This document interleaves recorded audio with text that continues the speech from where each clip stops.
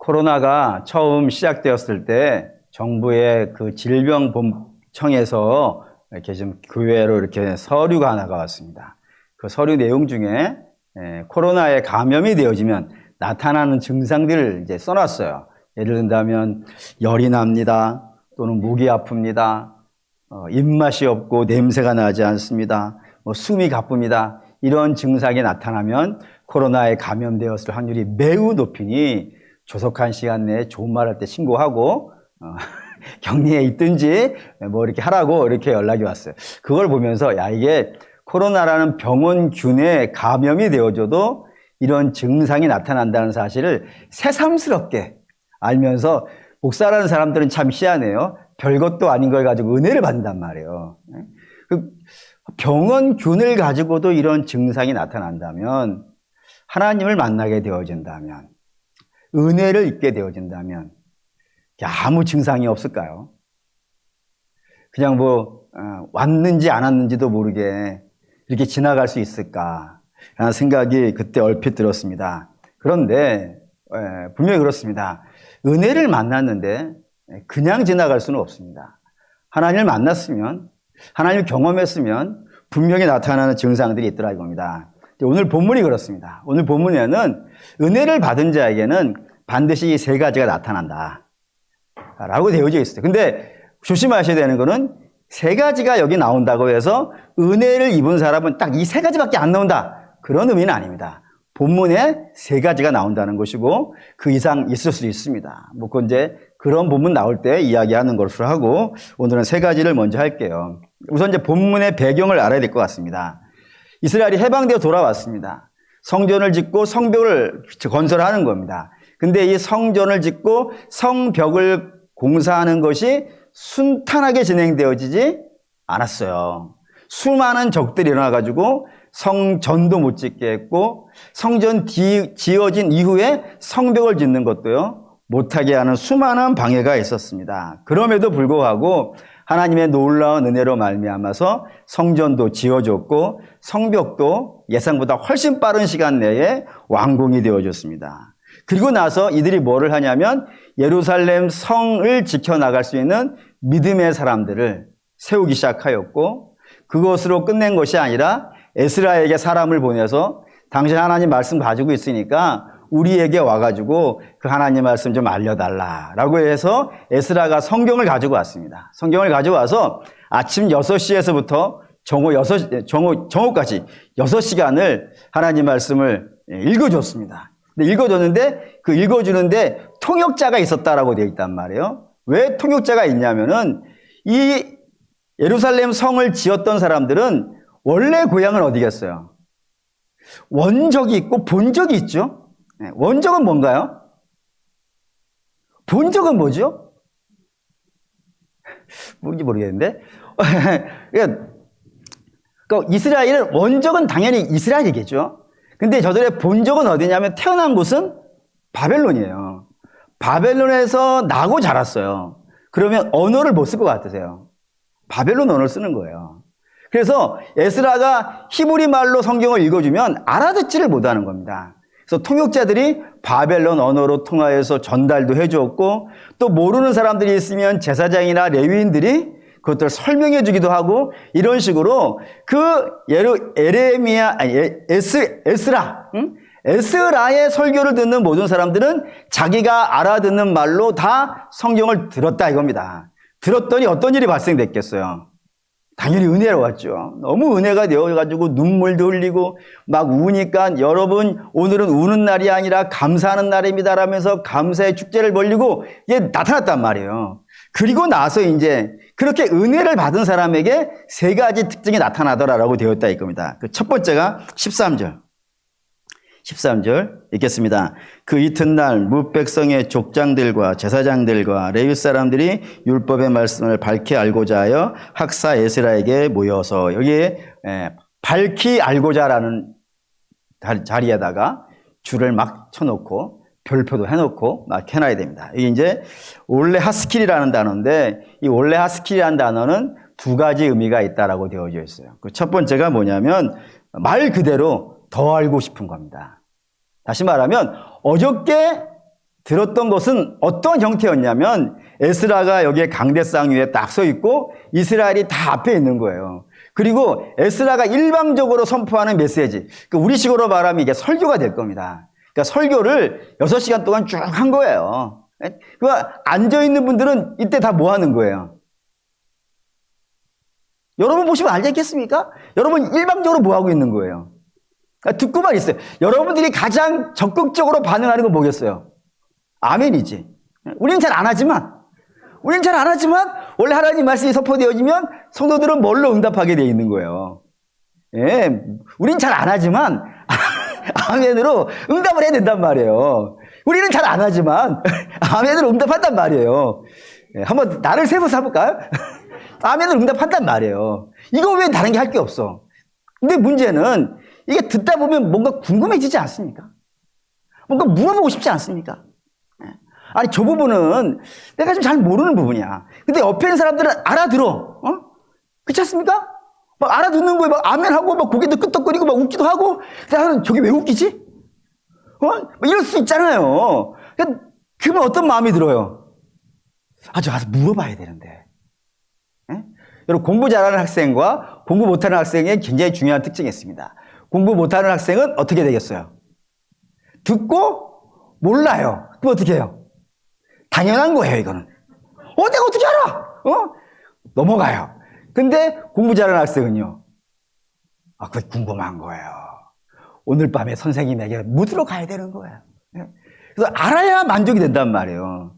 근데 저 오늘 지금 여기 등장하는 사람들이 더 알고 싶은 거예요. 하나님 말씀을 들었는데 너무 좋은 거예요. 근데 그것을 잘 모르겠는 거예요. 좀 더 알았으면 좋겠는 겁니다. 그래서 막 더 찾아가서 에스라 선생님, 제가 어저께 이거 들었는데 제가 이거 잘 모르겠습니다. 이거 좀 알려주십시오. 라고 하면서 물으러 왔다 이겁니다. 이게 중요합니다. 그러니까 다시 말하면 은혜를 입은 자에게 나타나는 가장 중요한 특징, 그건 더 듣고 싶은 거예요. 더 알고 싶은 거예요.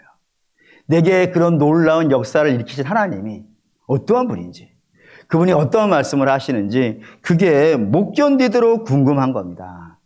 그래서 가서 물어보는 거예요. 우리 교회 성도들 중에도 그런 분이 있습니다. 제가 설교하고 나면은 일단 모르겠는 거예요. 그러면은 문제가 와요. 목사님, 저 잘 모르겠습니다. 한 번 더 이야기해 주십시오. 그러면 제가 성실하게 대답을 하죠. 네? 여러분들 여럿 있어요. 할렐루야. 네.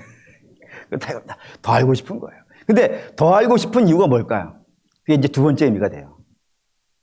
밝히 알고자가 더 알고 싶은 것도 되지만 또 하나의 의미가 있다 이겁니다. 더 알고 싶어서, 그 왜 더 알고 싶은 거예요? 단지 내 머릿속에 성경 지식을 더 쌓고 싶은 걸까요? 그럴 수 없죠. 왜냐하면 저는 사실 성경 지식을 쌓기 위해서 성경을 봤어요. 대학교 학부 다닐 때, 신학교 다닐 때 이걸 시험 봤거든요. 막 가로 열기 해가지고 아브라함 옆에 가로 열기 해가지고 2절 써라 해가지고 그거 쓰고 막 그랬어요. 네? 저는 그렇게 읽었어요. 근데 여러분들은 그렇게 할 필요 없잖아요. 여러분들 누가 가로 이렇게 넣으라고 하는가요? 목사고시를 보자고 하나요? 아니면 가끔 성경 취재가 안 하는 거 아시죠? 네. 여러분 성경 취재 하실 필요 없어요. 그리고 안 하는데도 불구하고 그 말씀을 부지런히 읽고 더 알고 싶은 이유는 뭐예요? 그 지식을 쌓기 위한 것이 아니라 내 삶에 적용하고 싶다 이거예요. 그거를 그냥 한쪽 귀로 듣고 한쪽 귀로 흘려보내는 것이 아니라 어떻게 해서든지 그 말씀을 내 삶에 적용하고 싶은 거예요. 그래서 계속 묻는 거예요. 그럼 에스라가 답해주면 그걸 또 묻고 다시 대답 들으면 또 묻고 하면서 그러는 과정 속에 그 말씀이 내 삶에 들어와서 자리 잡게 되어주고, 그리고 그 말씀이 지배를 하더라 이겁니다.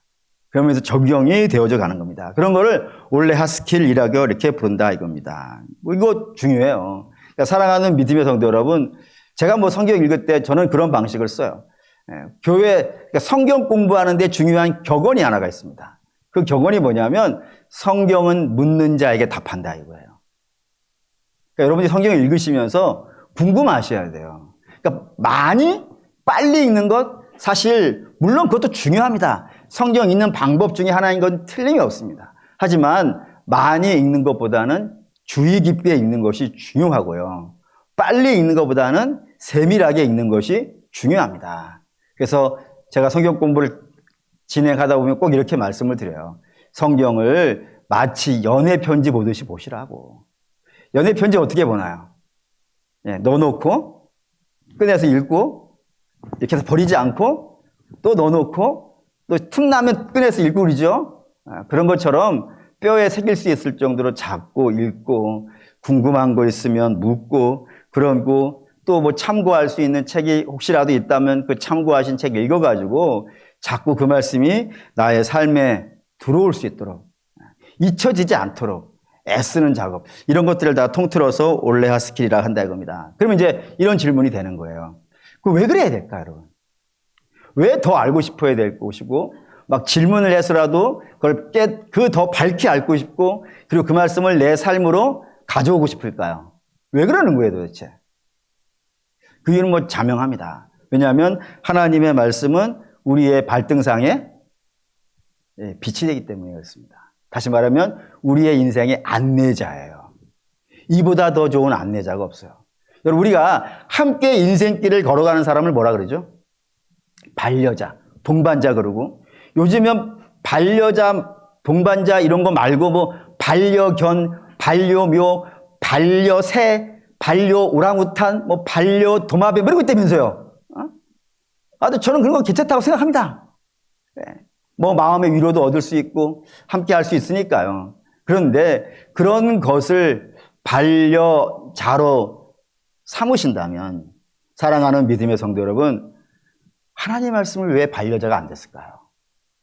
나의 외로움을 달래줄 말씀이 왜 하나님 말씀이 안 됐으며 왜 강아지를 찾기 전에 하나님을 먼저 찾지 못했으며 강아지하고 대화하는 건 기뻐하면서 하나님과 대화하는 거는 그렇게 소극적이고 강아지 키우는 데 있어서는 돈을 뭐 어마어마하게 쓴다던데요. 제가 최근에 알게 되었던 여태 저는 이렇게 알게 되었던 뭐 수의사가 한 달에 500씩 번다는데 뭐 어마어마하지 않습니까? 거기에다가 이렇게 많은 돈을 쓰는데 우리는 과연 믿음에다가는 얼마만큼 성경에다가는 얼마만큼의 시간을 투자를 하고 그 말씀을 사모하며 읽는지 한번 생각해 보시라 이겁니다. 분명히 하나님 말씀은 발등상의 불이라고 했거든요. 발등상의 불, 랜턴이란 말이에요, 랜턴. 등을 앞에 달고 다니니까 아무리 위험한 길이 있고 힘든 길이 있더라 하더라도 그 발등상에 불이 있으면 그 길을 안전하게 걸어갈 수 있지 않겠습니까? 하나님 말씀이 그렇다 이거예요. 우리의 인생을 안전하게 살아갈 수 있는 헛된 길로 빠지지 아니하고 올바른 길로 갈 수 하고 또 안전하게 할 수 있는 길이 되어지는데 그 말씀이 우리의 반려자가 되지 못했다는 것 한번 여러분 돌아보셔야 되는 것이고요. 또 하나 하나님 말씀을 우리가 반려자 삼고 동반자 삼아야 되는 중요한 이유는 또 하나가 있습니다. 그게 뭐냐면 하나님께서 우리를 뭘로 부르셨으니까요. 우리 뭐 오늘 찬양대 글로리아 찬양단이 그녀 찬양도 불렀지만 너희는 택한 족속이요 왕 같은 제사장으로 삼았다 이겁니다. 근데 여러분 하나님께서 베드로전서에 있는 말씀인데 우리를 왕 같은 제사장, 거룩한 족속 그렇게 당신의 소유된 백성으로 삼은 것은 우리끼리 서로 이렇게 축복해주고 안아주고 이 정도의 개념이 아닌 거예요. 그 정도의 개념이 아니라 주께서 보시죠 그냥 베드로전서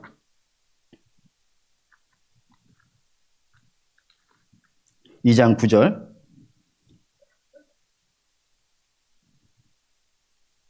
베드로전서 2장 9절 읽겠습니다. 그러나 너희는 택하신 족속이요 왕같은 제사장들이요 거룩한 나라요 그의 소유가 된 백성이니 이는 너희를 어두운 데서 불러내어 그의 기이한 빛에 들어가게 하신 이의 아름다운 덕을 선포하게 하려 하심이라 라고요. 이렇게 하나님께서 우리에게 하나님의 제사장으로 불러주신 이유는 왕관 쓰고 품 잡고 이렇게 있으라는 것이 아니고요. 이는 왜냐하면이라고 되어 있단 말이에요. 왜냐하면 너희를 그렇게 부른 이유는 왜냐하면 하나님의 아름다운 덕을 선포해야 된다 이거예요. 그런 직분 맡은 고급한 직분이죠. 하나님의 아름다운 덕을 선포한다는 것은 사도들이 하던 일이고 그 사도의 직분을 우리가 물려받았단 말입니다. 그래서 성도들은 이 아름다운 덕을 선포하기 위해서 제사장으로 불림받은 거예요. 그런데 이 아름다운 덕을 선포하려면 여러분 최소한 어떻게는 돼야겠어요? 최소한 하나님 말씀을 알아야겠죠. 제가 해보니까 그런 것 같아요. 제가 설교를 하는데 제가 이렇게 준비해 온 게 있지 않습니까? 나름대로 연구하고 준비해 온 게 100이라고 한다 그러면은 이 자리에서 제가 선포했을 때 제일 잘하면 70까지는 하는 것 같아요. 그러니까 30은 놓치고 가요. 그러니까 제가 70만 했는데도 할렐루야 아니십니까? 물론 뭐 마음대로 생각하시겠지만 근데 다 그래요. 아는 거를 다 잘한다는 건 너무 힘듭니다. 되지 않습니다. 아는 것의 절반만 해도 잘하는 겁니다. 그런데 절반 이상을 하려고 그러면 어떻게 해야 되겠어요? 내가 그 이상을 알아야 돼요. 항상 그래요. 그러니까 내가 더 잘하고 싶으면은 더 많이 준비해서 120% 하면은 한 100% 할 수 있겠죠. 이런 식으로 우리 하나님의 말씀에 대해서 더 많이 알려고 하는 그런 열성이 있어야 된답니다. 우리의 직분을 감당하려면. 그래서 저는 우리 교회 구역 예배 인도자님들이라든가 이런 분들 보면은 또 우리 남신도 인도자님들 보면은 감동을 하는 이유가 뭐냐면은 그 준비해서 그 전달하시는 분과 내가 똑같은 수준으로 알면은 전달할 수가 없잖아요. 그래서 더 알기 위해서 책 보시고 또 뭐 저에게 와서 하신 분 중에 뭐 동영상을 몇 번씩 보시는 분도 있고 예배 시간에 그 막 계속 메모해 가면서 생각하시는 분들이 있고 굉장히 애를 써요. 그렇게 하는 이유가 뭐예요? 내가 전해야 되거든요. 제사장 직분을 감당해야 되거든요. 그러려다 보니까 더 알고 싶고 그런다 이겁니다. 그러니까 오늘 여기에 나온 사람들도 다 리더들이에요. 제사장, 레위인, 족장 다 리더들이지 않습니까? 저들은 돌아가서 자기를 따르는 사람들에게 하나님 말씀 전해야 되는데 저들하고 나하고 들은 수준이 똑같은 거예요. 어저께 딱 한 번 6시간 들은 게 전부란 말이에요. 그거 가지고는 이 백성을 못 이끌어 가겠는 겁니다. 그래서 에스라에게 와서 우리에게 좀 더 가르쳐 주십시오. 내가 어저께 이게 몰랐는데 한번 제가 좀 궁금하니까 좀 알려주십시오 해가지고 더 듣고 가가지고 자기 백성을 섬기려고 하는 그 마음이 너무 아름답지 않습니까? 이런 것들이 은혜 받은 자들의 나타나는 첫 번째 특징이라 이겁니다. 두 번째 특징은 14절 보시죠. 14절 읽겠습니다. 율법에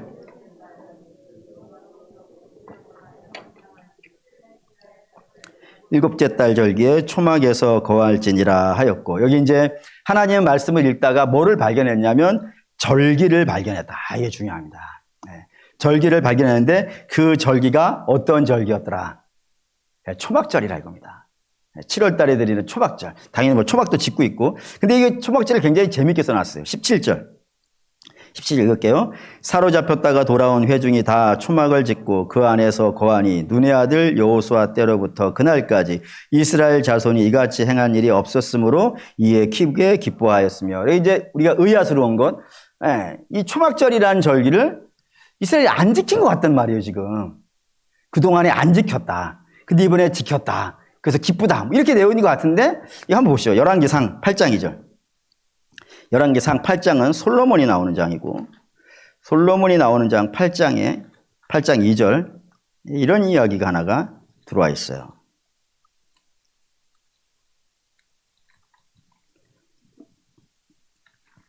8장 2절 읽겠습니다.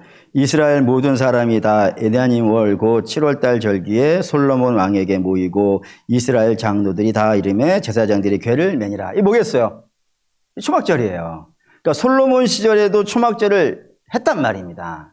그런데 느헤미야에는 이때까지 초막절을 못 지켰다라고 이런 식으로 기록이 되어져 있다는 겁니다. 이거 왜 그럴까요, 여러분? 중요한 이유가 있습니다. 그게 뭐냐면은 이것 때문에 그래요. 여기 15절 다시 읽어볼게요. 15절 읽겠습니다. 또 일러스되 모든 성읍과 예루살렘에 공포하여 이르기를 너희는 산에 가서 감람나무 가지와 들나무 가지와 화석류 가지와 종려나무 가지와 기타 무성한 나무 가지를 가져다가 기록한 바를 따라 초막을 지으라 하라 하니라. 여기 이제 뭐가 눈에 확 보이시나요? 기록한 바대로. 그러니까 예배라는 것에 가장 중요한 원칙이 하나가 있습니다. 중요한 원칙은 예배의 주인이 누구냐 이거예요. 이게 가장 기본이에요. 그러니까 예배는 우리가 예배를 제대로 하고 있는가 예배를 제대로 안 하고 있는 거. 물론 지금 두 번째, 은혜 받은 자의 두 번째 특징이라고 그랬으니까 첫 번째는 말씀을 더 알고 싶은 것이고 두 번째는 뭐겠어요? 예배. 그러니까 은혜 받은 자는 반드시 뭐가 나오는 거예요, 반응이. 예배의 반응이 나온다 이거예요. 근데 예배 한번 생각해 보자 이겁니다. 예배는 가장 중요한 기본 원칙이 뭐냐면은 예배의 주인이 누구냐 이거예요. 예배의 주인이 누군가요? 하나님입니다. 그러면 예배를 잘 드렸느냐 아니면 예배를 잘 못 드렸냐 이거는 뭐에 의해 결정되는 거예요. 내가 정성을 바치면 그래서 아주 극단적인 정성을 바치면 내가 예배를 잘한 것이고 내가 극단적인 제사를 안 했으면 예배를 못 드리고 그런 건가요? 물론 우리는 예배를 정성스럽게 드려야 되는 건 맞아요. 그런데 그게 예배를 잘 드렸냐 안 드렸냐는 원칙으로 가져온다면 그건 말이 안 된다 이겁니다. 왜요? 예배의 주인은 내가 아니란 말이에요. 그러니까 기준을 나한테 놓으면 안 되는 거예요. 그러면 예배를 잘 드렸느냐 예배를 잘 못 드렸느냐는 뭐의 기준을 놔야 되는 거예요? 내가 아니면 누구겠어요? 하나님이에요. 그러니까 하나님 보시기에 제대로 됐느냐 하나님 보시기에 제대로 안 됐느냐가 이게 중요한 원칙이라 이겁니다. 예를 들어볼게요. 우리 가장 기본적인 게 가인과 아벨의 예배입니다. 가인은 무엇으로 예배를 하고 곡식으로 예배를 하고 아벨은 짐승을 잡아서 첫 번째 짐승을 잡아서 예배를 했다고 했습니다. 질문 들어가겠습니다. 곡식으로 드리는 제사가 더 정성이 많이 들어간 것일까요? 양으로 짐승으로 드리는 제사가 더 정성이 많이 들어간 제사일까요? 자, 여러분이 이게 정당한 반응입니다. 중구난방인 거예요.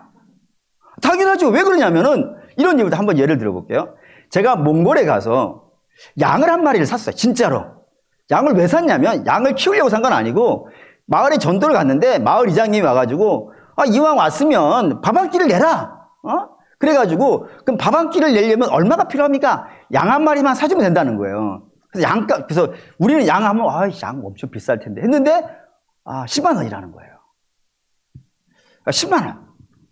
네. 10만 원면 사겠어요, 못 사겠어요? 사죠. 제가 3마리 살게요 그랬죠. 다 필요 없대. 한 마리면 된다는 거예요. 그래서 왜 한 마리면 되었더니 우리는 국 끓인다 이거예요. 여러분 국 문화가 좋은 게 뭐죠? 네, 양이 많아지는 거예요. 네? 그러니까 가난한 민족들이 먹는 게 국이에요. 네? 저기 고기를 주로 먹는 사람도 국을 안 끓입니다. 주로 그냥 로스 통으로 먹어버리지. 국을 안 끓이는 거야. 국 끓이면 된다. 그래서 한 마리 샀는데 10만 원 내고 마을 잔치 했어요. 그러면 심청이는 자기 아버지 눈뜨게 하기 위해서 얼마의 제사를 드렸어요? 곡식으로. 공양미 300석이에요. 공양미 300석 얼마일까요? 제가 조사해 봤어요. 20kg짜리 쌀 푸대로 2160포대예요. 어마어마해요. 양 10만 원 가지고 안 되죠, 이거? 어마어마한 금액을 내야 돼요. 그러면 어느 게 더 비싼 거예요? 공양미 300석이 짐승 잡는 것보다 더 비싸요. 물론 아닐 수도 있어요. 곡식 20kg 쌀 한 포대일 수 있고, 소 한 마리일 수도 있어요.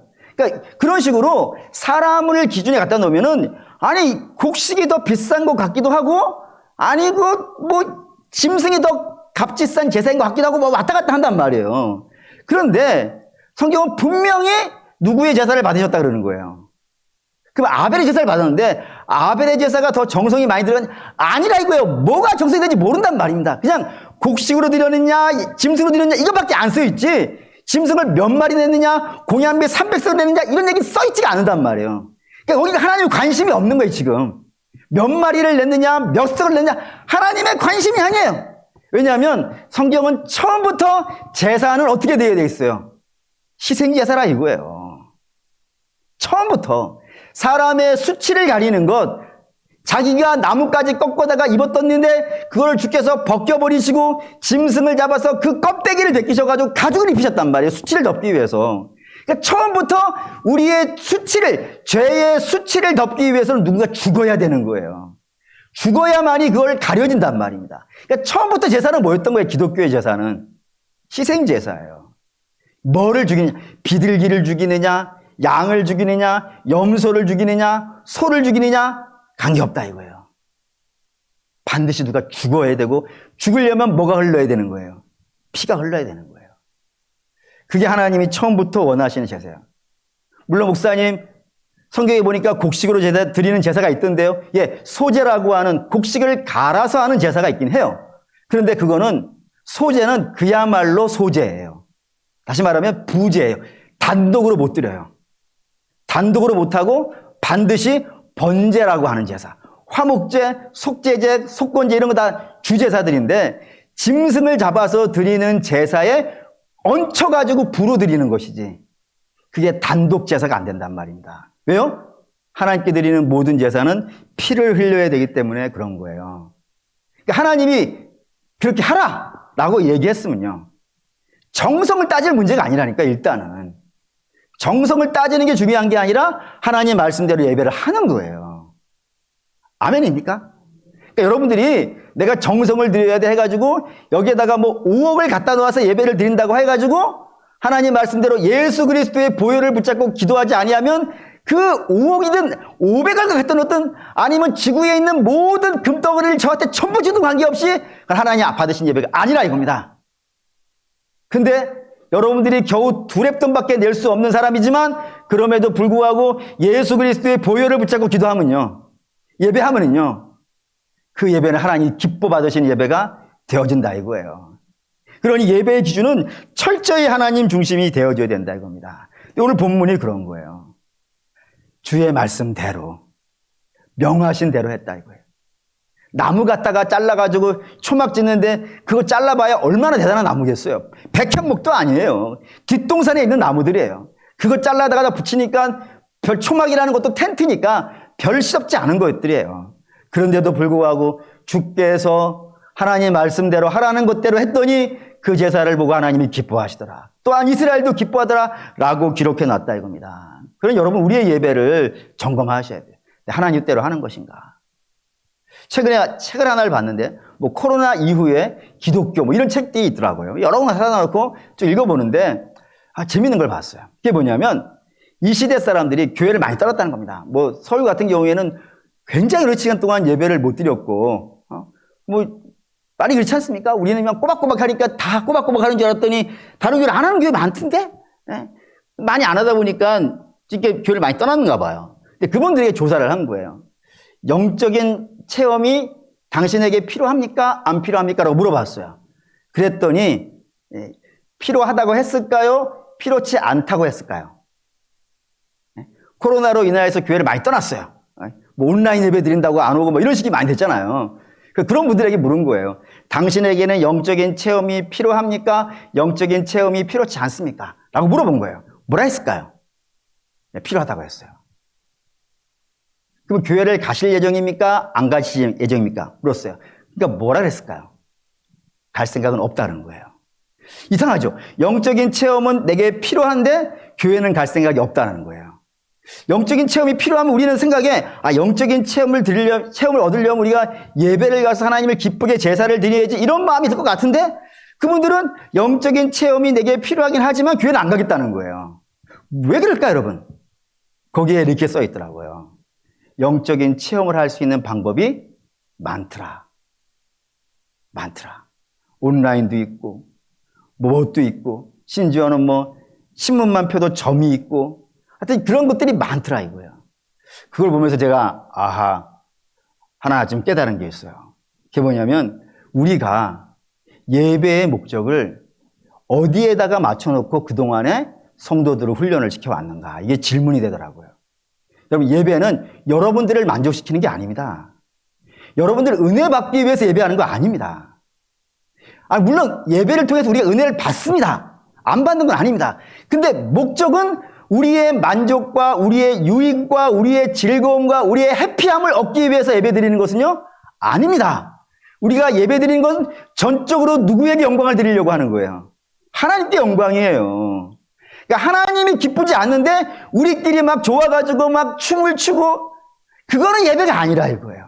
그거는 갈멜산 위에서 그 바알 선지자들이 자기 몸에 칼을 그으면서 피를 흘리고 자기들끼리 엑스타시 느끼면서 황홀경에 빠져서 그런 것과 별 차이가 없는 거예요.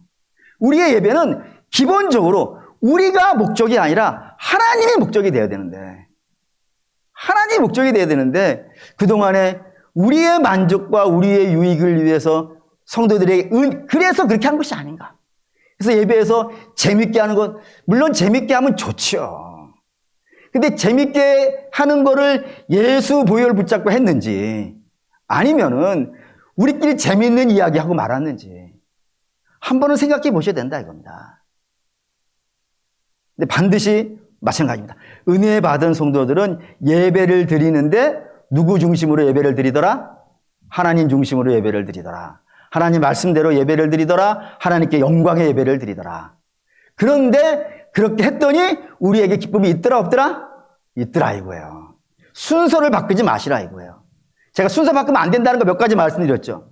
어떤 사람이 와서 예수님께 계명 중에 가장 큰 계명이 무엇입니까? 라고 물어봤을 때 주께서 첫째는 하나님 사랑이요. 둘째는 이웃 사랑. 이거 순서 바뀌면 돼요? 안 돼요? 안 돼요. 하나님 사랑하는 사람은 이웃 사랑해요. 근데 이웃 사랑하는 사람이라고 해서 하나님 사랑하는 것은요? 아니에요. 순서 절대로 바뀌면 안 돼요. 마찬가지로 예배도 그렇습니다. 예배는 우리의 유익과 만족이 목적이 아닙니다. 여러분들에게는 하나도 재미없어도 됩니다. 어쩌면 맨날 죄인 얘기해서 짜증날 수도 있습니다. 하지만 그럼에도 불구하고 우리 주님은 예배를 통하여서 예수 그리스도의 십자가 이야기하기 원하시고 보혈 이야기하기 원하시고 죄 이야기하기 원하시고 회개하기 원하신다 이겁니다. 우리가 그거 해야 되는 거예요.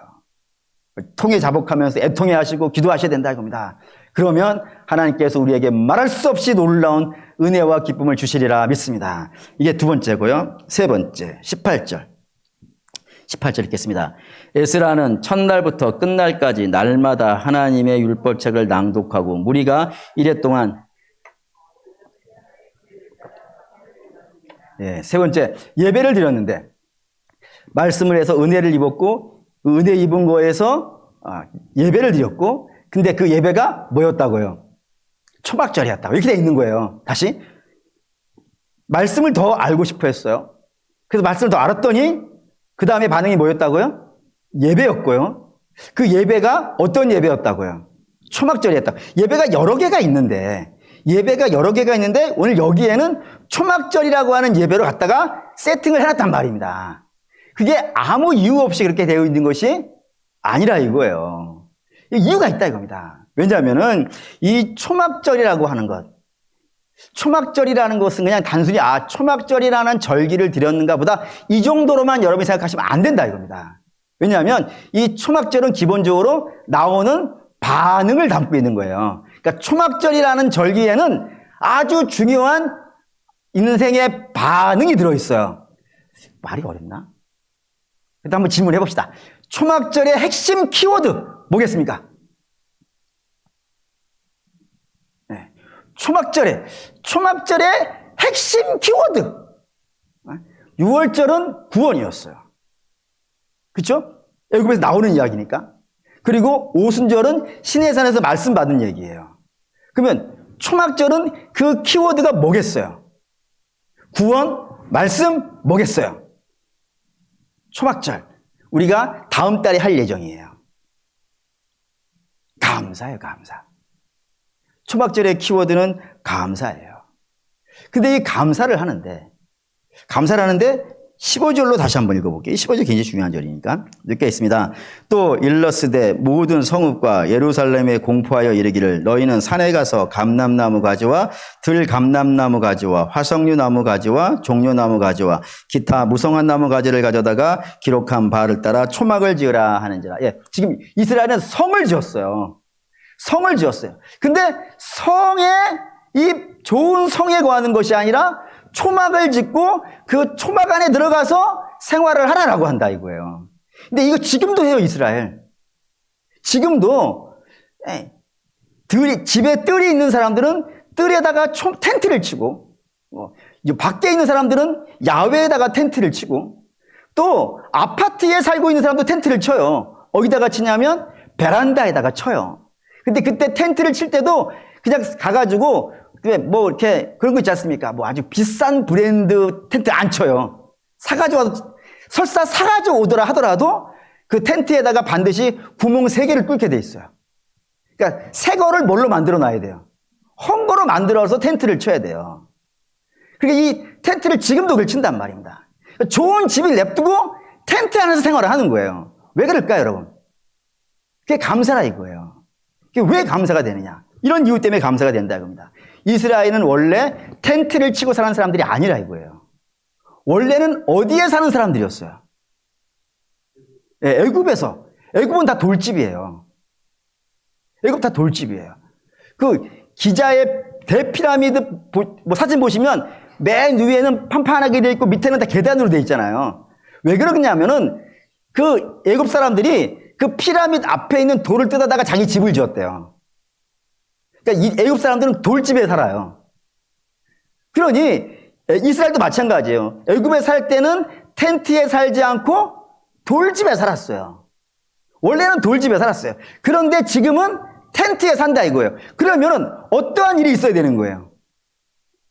출애굽이 있어야 되는 거예요. 왜 출애굽이 있어야 돼? 돌집에 살고 있었을 때 그들이 어떻게 살았으니까? 야, 너무 고생을 했다 이거예요. 애굽 돌집에 살았을 때 너무 고생했다고요. 거의 뭐 죽지 못해 살아가는 인생이었다 이겁니다. 그런데 그런 돌집에 살고 있다가 지금은 텐트를 지고 나와서 텐트 안에 살고 있다는 것은 바로에게서 어떻게 됐다는 거예요? 해방됐다 이거예요. 더 이상 바로의 눈치 안 봐도 된다 이거예요. 더 이상 바로의 집 짓고 안 살아도 된다고요. 이제는 남의 종살이 안 해도 된다고요. 비록 내가 텐트 안에 살고 있지만 그래도 이제는 자유민으로 산다는 감사를 담은 것이 이 초막절이에요. 근데 이스라엘은 지금은 초막 안에 안 살아요. 지금은 어디에 살아요? 다시 돌집에 살아요. 예루살렘도 다 돌집이에요. 옛날에는 초막에 살았어요. 근데 옛날에 초막에 살았을 때는 참 힘들었어요. 목사님 왜 왔다 갔다 하십니까? 왔다 갔다 하는 거예요 지금. 왜? 광야에 살았어요. 광야가 기뻐요? 사실 기뻐요? 안 기쁘죠. 거기에 양식이 3가지가 있었어요. 양식 3가지 뭐예요? 만나, 2번째 메추리, 3번째 반석의 물. 이게 3가지가 양식이었어요. 이거 맛있어요? 맛없어요? 처음에 맛있었지. 처음에 만나를 먹을 때 꿀가 들어있어요. 메추라기도 하나도 먹어가지고 입에 낄 정도로 먹었다고 했어요. 반석의 물은 뭐 오지기 싫었겠어요. 근데 사람 참 희한해요. 사람은 물리대? 짐승은 안 물려요? 개들은 똑같은 새로 매일 주는데 물리단 말을 안 하던데? 저희 집 앞에 저거 있어요. 고양이 밥터가 있어요. 거기 캣맘들이 오셔가지고 고양이 밥 줘요. 근데 제가 이렇게 유심히 봤죠. 며칠을 유심히 봤어요. 똑같은 거 줘요. 근데 고양이가 물린단 말 안 해요. 또 이거야. 짜증나네. 안 먹지 않아요. 근데 사람은 며칠 먹으면 물려요. 물려요. 조금 느끼해도 물려요. 그러니 만나 40년 먹는 거 처음에는 좋았지만 물렸을 거예요. 물렸을 거라 충분히 이해돼요. 그런데 이제 돌집으로 다시 돌아왔어요. 돌집에서는 더 이상 만나 먹지 않아도 돼요. 뭐 먹으니까요? 밀을 먹어요. 더 이상 메추리 안 먹어도 돼요. 뭘 먹어요? 치킨을 먹어요. 진짜 이스라엘이 가장 좋아하는 음식이 치킨 요리예요. 돼지는 안 먹고 소 정도 먹고 훨씬 낫죠? 메추리 예식 드실래요? 아니면은 오늘 치맛살 한번 먹을까요? 할렐루야. 대답을 해주셔야 돼. 응? 그렇다 이겁니다. 다르죠. 반석에서 물은 언제 어디서 나올지 몰라요. 근데 가나안에서는요, 자기 집 앞에 우물이 있어요. 훨씬 좋아졌어요. 근데 이렇게 어떻게 들어온 거예요? 옛날에 우리 텐트 지고 살았었는데 어떻게 지금 우리 돌집에 살고 있는 거예요? 하나님 요단강 갈라주신 거예요. 그러니까 지금 텐트를 가지고 과거에 우리가 어떠한 삶을 살았는지 점검하는 거예요. 우리가 어떤 사람이었는지. 근데 그 어떤 사람이었는데 우리가 이제 이렇게 되었다. 그 점검하는 도구로 텐트가 사용되어지고 있다 이겁니다. 그리고 사랑하는 믿음의 성도 여러분, 그랬더니 모든 것이 다 뭐였더라? 감사였더라 이거예요. 애굽에서 나온 것도 감사요. 가나안 들어온 것도 감사요. 모든 것이 다 감사였다라고 반응한다. 다시 말하면 은혜 입은 사람이 나오는 반응. 처음에 말씀에 대한 사모함. 그리고 두 번째는요, 예배에 대한 갈급함. 그리고 세 번째는요, 감사더라 이거예요. 여러분, 이런 감사가 혹시 있으신가요? 여러분, 한번 이거 잘 생각해 보십시오. 아침에 여러분들의 가족이 아침에 서로 이제 인사하잖아요. 잘 다녀오세요. 갔다 올게요. 웃으면서 헤어졌어요. 저녁에 다시 웃으면서 만날 수 있는 확률이 있어요? 여러분, 뭘로 보장하세요? 여러분, 이렇게 웃는 얼굴로 문에 들어오는 것이 얼마나 기쁜지 아세요? 근데 왜 그런 게 감사가 안 되죠? 일상입니까? 우리는 어쩌면 감사를 잊어버렸어요. 그걸 하나님이 항상 우리에게 이 공기를 주시니까 이 공기에 주신 것에 대한 감사가 없고, 우리 여신도들이니까 한번 얘기해 볼까요? 여신도들이 아침에 밥상을 차리기 위해서 애를 써서 탁 차려주면은 이놈 자식들이 안 먹어! 하고 다 본단 말이에요. 그 감사를 몰라요. 흔해서 그래요. 근데 여러분, 그 흔한 것이 없다라고 한 번만 생각해 보세요. 우리가 정말 매일같이 이건 너무 흔한 거야 라고 생각했던 것, 아니 안 흔하다는 것이 생기는 것은 말이죠, 어쩌면 그거 없어도 살 수 있는 것인지 몰라요. 그런데 우리에게 지금 너무 흔해, 가치가 없어 라고 생각하는 것이 혹시 없다라고 한번 생각을 해보세요. 그러면 충격이 엄청날걸요. 예를 들어 아침에 웃으면서 헤어졌던 자녀를 저녁에 울음으로 만나야 된다면요. 상상을 해보시라고. 그런 일이 일어나진 않겠지만 상상을 한번 해보시라고요. 그리고 매일같이 마시는 숨이 오늘 갑자기 없다라고 생각해 보세요. 산소가. 그리고 매일같이 우리의 밥상을 차려주는 엄마가 없다라고 생각해 보시라니까요. 그 얼마나 충격적인 일이 되겠어요. 근데 그거는 정말 중요한 것에 대한 감사가, 이게 다 우리 하나님이 지켜주시는 것 아니겠습니까? 하나님이 지켜주시지 아니하고서는 우리가 애굽에서 나올 수도 없고 그 광야에서 가나안 들어갈 수도 없고 우리가 편안하게 만날 수도 없는 거예요. 그런데 그 중요한 것에 대한 감사를 우리가 누리고 살아가고 있는지 한번 여러분 우리 보실 필요 있더라 이겁니다. 그럼 이게 참 이게 심각한 거죠. 다시 한번 결론을 이거로 내리겠습니다. 우리 신앙을 점검하는 겁니다. 은혜를 받았는지. 은혜 받은 자에 나타나는 특징이라 했어요. 하나는 말씀을 더 알고 싶습니다. 더 알고 싶습니다. 더 사모한 마음이 있습니다. 그리고 두 번째는 예배에 대한 갈급함이 있습니다. 근데 그 예배를 나의 만족을 위해 드리는 것이 아니라 하나님의 기쁨이 되는 예배를 드리려고 갈급합니다. 그리고 세 번째는요, 감사가 있어요. 감사가 있어요. 늘 감사가 있어요. 한번 잘 점검해 보십시오. 그리고 혹시 여기에서 벗어난 분이 계시다면 다시 이스라엘처럼 처음부터 시작하셔야 된다. 다시 뭐로부터요? 주의 말씀을 읽는 것부터 시작하십시오. 거기가 이스라엘도 출발점이었어요. 성경 읽어달라. 그래서 성경 읽고 거기서부터 시작해가지고 더 알기 원합니다.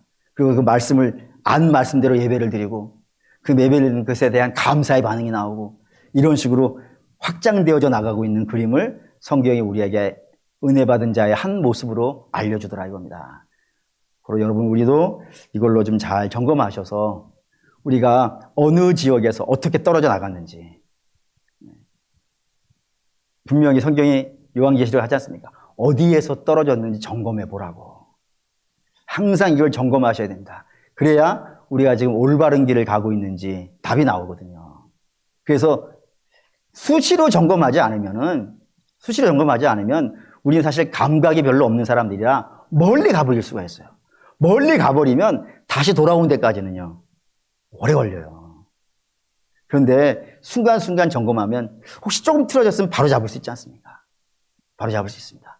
그렇게 우리가 은혜 받은 자는 그렇게 점검하면서 하루하루 믿음의 길을 갑니다. 고로 사랑하는 믿음의 성도 여러분에게 그런 역사 있으시기를 주의 이름으로 축원합니다. 아멘. 기도하겠습니다.